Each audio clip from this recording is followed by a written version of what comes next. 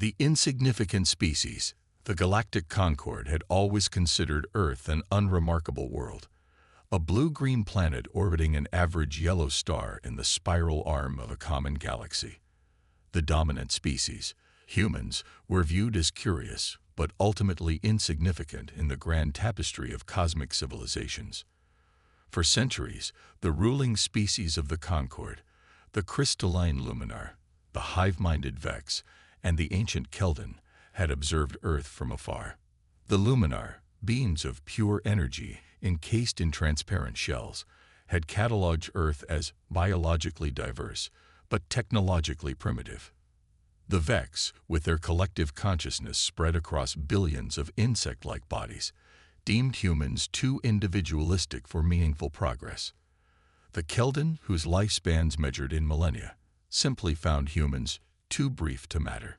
And so, Earth remained classified as a Level 3 civilization, capable of limited space travel but unready for formal contact with the galactic community. Concord protocols dictated non-interference with such worlds. They were to be left alone until they either advanced sufficiently or destroyed themselves, as so many young species did. This arrangement suited the Concord perfectly.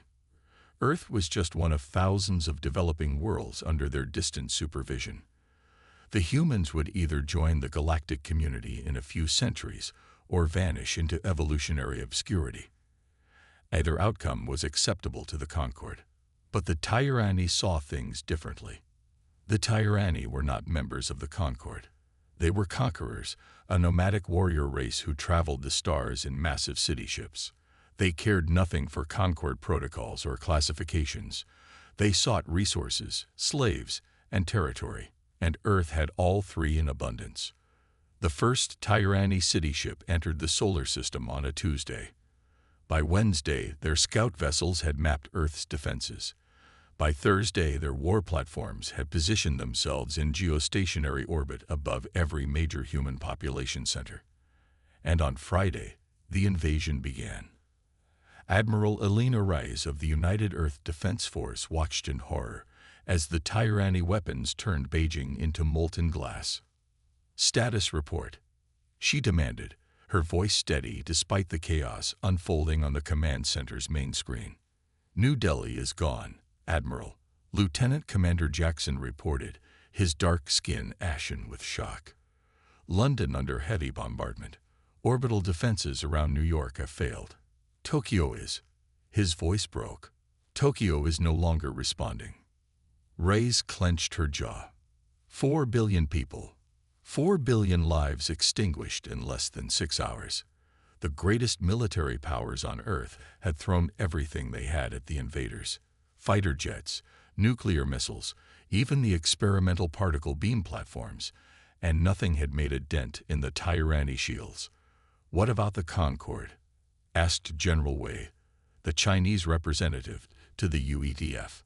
"Have they responded to our distress signals?" Rice shook her head.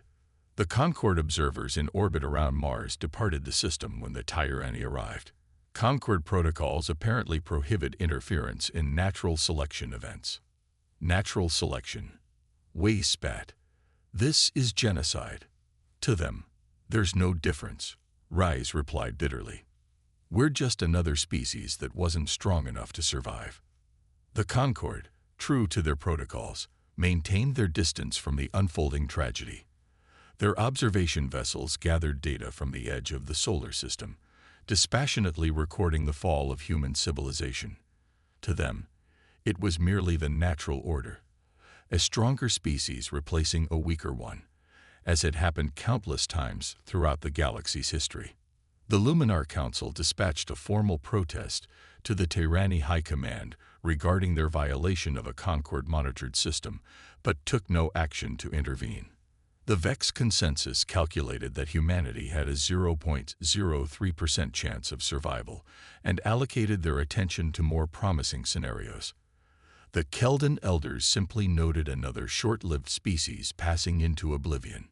None of them expected what happened next. By the end of the first week, the Tyranni had established control over 60% of Earth's surface.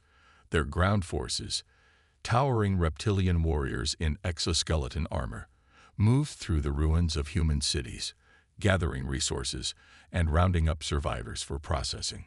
Victory was certain. Complete subjugation was merely a matter of time. Then came the first disruption. A Tyranny processing center in what had been Frankfurt suddenly went offline. The occupation commander assumed it was a technical malfunction and dispatched a repair team. They never returned. Similar incidents began occurring across occupied territories. Supply convoys disappeared. Communication relays failed. Patrol units went missing. Small disruptions escalated into larger problems as the Tyranny struggled to maintain control over their rapidly expanding territory. General Qatar, the Tyranny invasion commander, was not alarmed at first. Resistance was expected from any conquered species, a final futile spasm before acceptance of their new reality. But this resistance was different. It was coordinated, methodical, and increasingly effective. These humans, Chitter growled during a command briefing.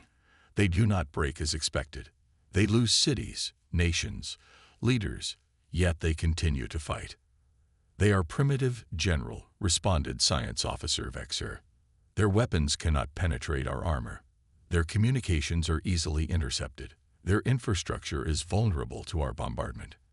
And yet, Chetar hissed, we continue to lose ground units. Explain this, Science Officer. Vexer had no explanation. By all logical analysis, humanity should have surrendered after the first day of bombardment. When their most powerful weapons proved useless against Tyranny technology, their resistance should have collapsed. This continued defiance defied all previous models of conquered species behavior. What the Tyranny failed to understand, what the Concord had never bothered to study, was humanity's unique adaptive capacity. Humans didn't fight like the other Level 3 civilizations the Tyranny had subjugated. They didn't follow predictable patterns or adhere to conventional military doctrines. They improvised. They evolved. They learned. Underground bunkers became command centers for resistance cells. Civilian communication networks were repurposed for encrypted military coordination. Engineers and scientists worked frantically to reverse engineer recovered Tyranny technology, looking for weaknesses, vulnerabilities, anything that might give humanity a fighting chance. Admiral Reyes, operating from a hidden facility beneath the Rocky Mountains, watched as the first breakthrough came from an unlikely source. A 17-year-old programmer from Brazil who discovered a pattern in the Tyranny communication protocols. It wasn't much, just enough to predict their patrol routes with 70% accuracy. But it was something. Then came the second breakthrough. A team of engineers in Kenya modified civilian mining equipment to detect the unique energy signature of Tyranny armor. Suddenly, the invaders could be tracked, ambushed, isolated. Small victories began to accumulate. A Tyranny outpost in Sydney fell to a coordinated attack by Australian Special Forces. A supply depot in Cairo was sabotaged by resistance fighters using repurposed alien weapons. A communication hub in Vancouver was hacked, yielding critical intelligence on Tyranny deployments.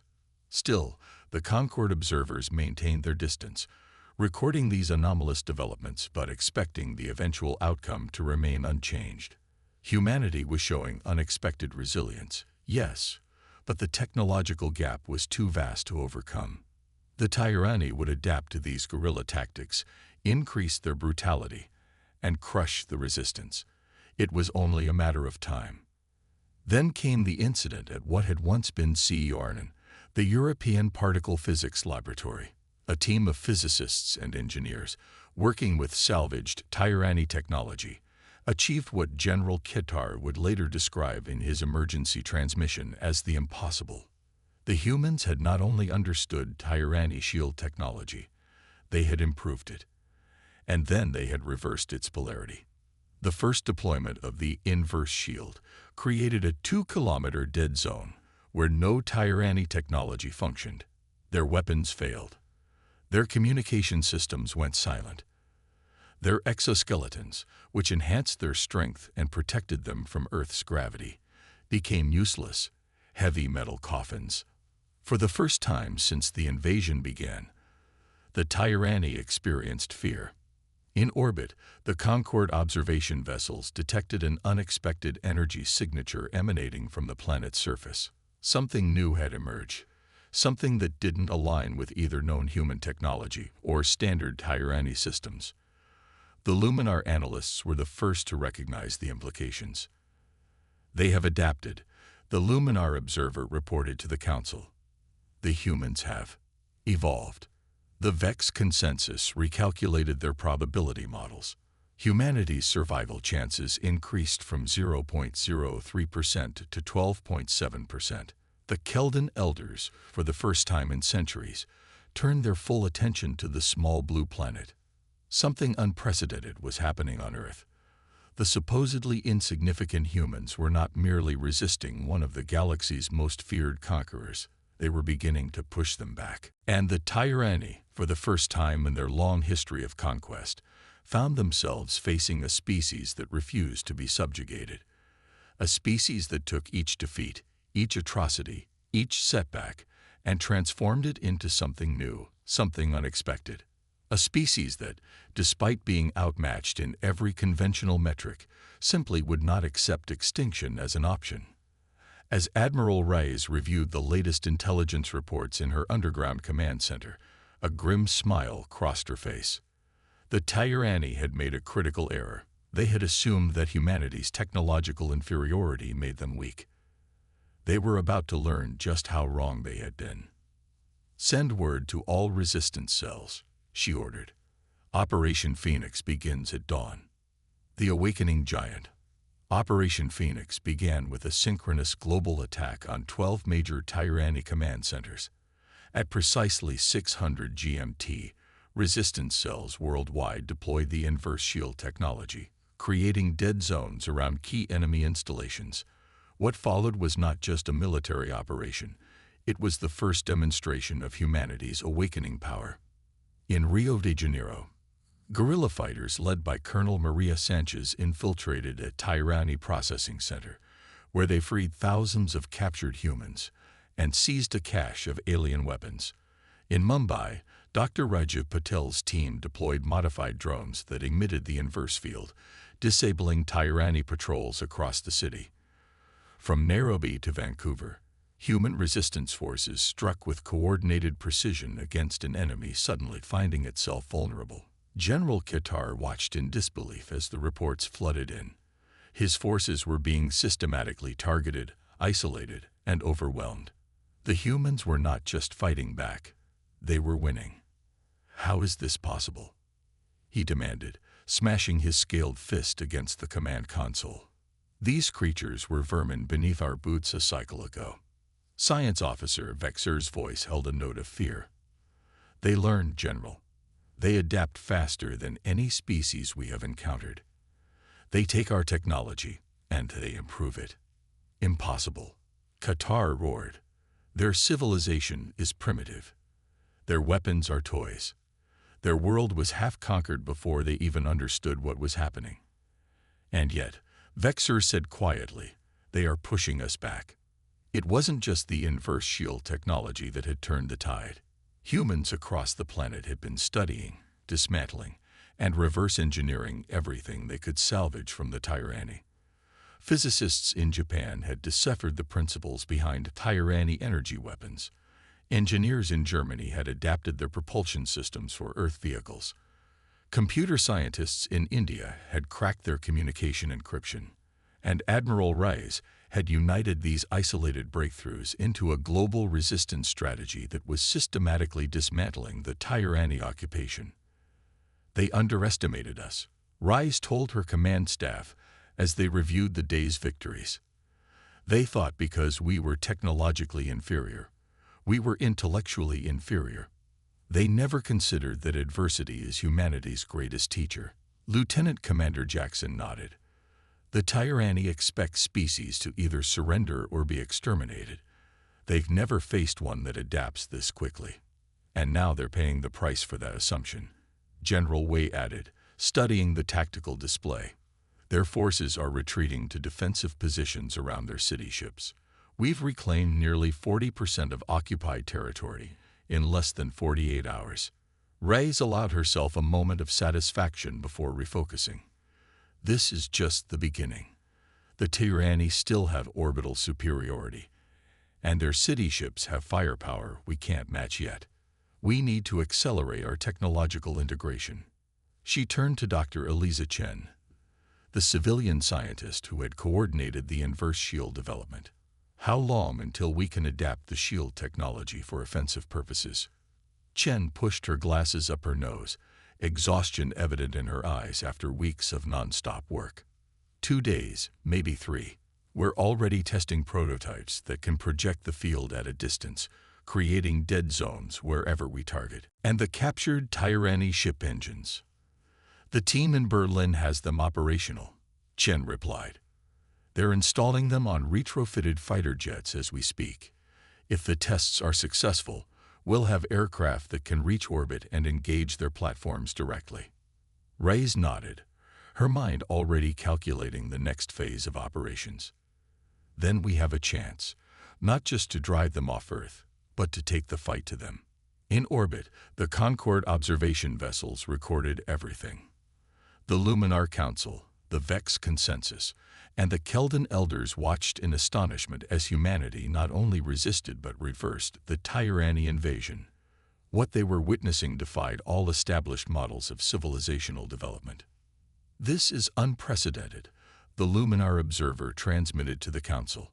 No Level 3 civilization has ever successfully repelled a Tyranni conquest. The Vex Consensus had updated their probability models. Human survival chances now stood at 78.3% and rising.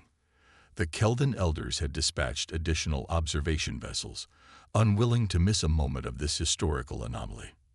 For the first time in centuries, the dominant species of the Concorde were experiencing something unfamiliar. Uncertainty. The universe they had categorized, classified, and predicted with such confidence was revealing a blind spot. A small blue planet whose inhabitants refused to conform to expectations. On Earth, the counteroffensive gained momentum. Retrofitted jets equipped with Tyranni engines engaged enemy craft in the skies over what had once been Egypt. Inverse field projectors neutralized alien technology across entire regions, leaving the invaders stranded and vulnerable. Captured Tyranni weapons turned against their former owners.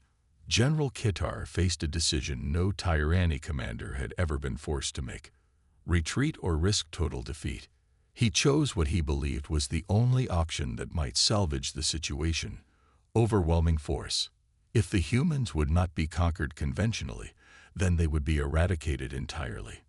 Prepare the city ships for atmospheric descent, he ordered. Target all remaining human population centers. We will burn this world to ash rather than admit defeat. 7 massive Tyranni city ships, each the size of a small mountain, began their descent toward Earth's surface. Each carried enough firepower to level a continent. Their intention was clear: total extinction of the species that had dared to resist. Admiral Reyes received the intelligence from their newly operational orbital sensors with grim determination. They're coming down to finish us. We've hurt them enough that they're willing to sacrifice their ground forces just to make sure we're wiped out. Can we stop them? General Wei asked, voicing the question on everyone's mind. Reyes turned to Dr. Chen. Is the prototype ready? Chen hesitated, then nodded. It's untested at full scale. The power requirements are enormous, and the stabilization algorithms are still experimental. But it's our only option against those city ships. Then we have no choice, Reyes decided. Deploy the mirror. The mirror was humanity's greatest achievement since the invasion began, a massive adaptation of the inverse shield technology designed not just to neutralize Tyranni systems, but to reflect their energy weapons back against them. Developed in secret by an international team of scientists working around the clock, it represented humanity's desperate final gambit. As the Tyranni city ships descended through the atmosphere, humanity activated the mirror. Massive energy collectors, hastily constructed around the planet, channeled power to projection facilities on every continent. The air itself seemed to shimmer as an invisible field enveloped the Earth. The Tyranni opened fire, expecting to see continents burn beneath their weapons. Instead, their energy beams struck the mirror and rebounded, amplified by the field's properties. 7 city ships, each believed invulnerable, were suddenly faced with the full force of their own weaponry turned against them. The effect was catastrophic. City ships exploded in cascading chains of destruction, raining debris across the atmosphere. General Qatar had time for one final transmission before his command vessel disintegrated around him. Impossible. They were nothing. They were prey. His last sight was the small blue planet, unscathed beneath him, protected by technology his own species had unwittingly provided. In the aftermath, humanity emerged not as conquerors but as survivors. The cost had been immense. Billions dead, cities destroyed, ecosystems damaged. But they had prevailed against an enemy that had subjugated countless worlds across the galaxy. And they had done so by turning adversity into advancement, desperation into innovation, defeat into determination. Where the Tyranni had expected surrender, they had found resistance. Where they had expected primitives, they had found equals. Where they had expected an easy conquest, they had found their own destruction. The Concorde could no longer maintain its distance. A formal delegation arrived at Earth 2 weeks after the final battle. Representatives from the Luminar, the Vex, and the Keldon, coming to face the species they had dismissed as insignificant for so long. Admiral Reyes, now heading the Provisional World Government, met them in the ruins of what had once been Geneva. She stood tall despite her exhaustion, flanked by General Wei, Lieutenant Commander Jackson, and Dr. Chen, symbols of humanity's united resistance. "We come to offer formal recognition," the Luminar delegate announced, its crystalline form shifting with awkward deference. "The Galactic Concorde acknowledges Earth as a Level 5 civilization, with all rights and protections thereof." Reyes raised an eyebrow. "Level 5. I believe we were classified as Level 3 before the invasion. Classifications have been reconsidered." The Vex representative chittered, its hive mind struggling to process the implications of humanity's achievement. No Level 3 civilization has ever demonstrated such rapid technological integration and adaptive capacity. "You have compressed centuries of development into weeks," the Keldon elder added, genuine awe in its ancient voice. "It is without precedent." "Necessity," Reyes replied simply. "When faced with extinction, humans don't have the luxury of gradual progress." The delegation offered technology, resources, and assistance with reconstruction, gifts intended to foster goodwill with the galaxy's newest recognized power. But they also brought questions, concerns, and thinly veiled anxiety about what humanity might become now that it had awakened to its potential. Admiral Reyes accepted their aid, but made humanity's position clear. "We didn't ask to join your galactic community. We were forced to announce our presence by defending our right to exist. Remember that. Remember what happened to those who dismissed us as insignificant." As the Concorde delegation departed, the Keldon elder lingered behind. In its millennia of existence, it had witnessed the rise and fall of countless civilizations, but never one like this. "Your species concerns us," it admitted to Reyes, "not because of what you are, but because of what you might become. The galaxy has never seen adaptation like yours. It is unsettling." Reyes met its ancient gaze without flinching. "We were peaceful before we were attacked. We asked for nothing from the stars except to be left alone to develop in our own time. Remember that before you or anyone else decides to find us unsettling."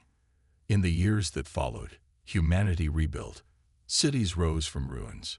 Technology advanced at an unprecedented rate as humans incorporated both Tyranni systems and now Concorde knowledge into their civilization. Earth's first true interstellar vessels were launched within a decade, bearing explorers and diplomats to distant worlds. But they carried another message as well, one understood by every species that had witnessed Earth's transformation from an insignificant world to a galactic power. It wasn't spoken in threats or proclamations, but was evident in humanity's very existence. Underestimate us at your peril. We are not defined by our technology, or our history, or our place in your hierarchy. We are defined by our capacity to adapt, to overcome, to transform defeat into victory. We are humanity, and we will survive. The galaxy would never see Earth as harmless again.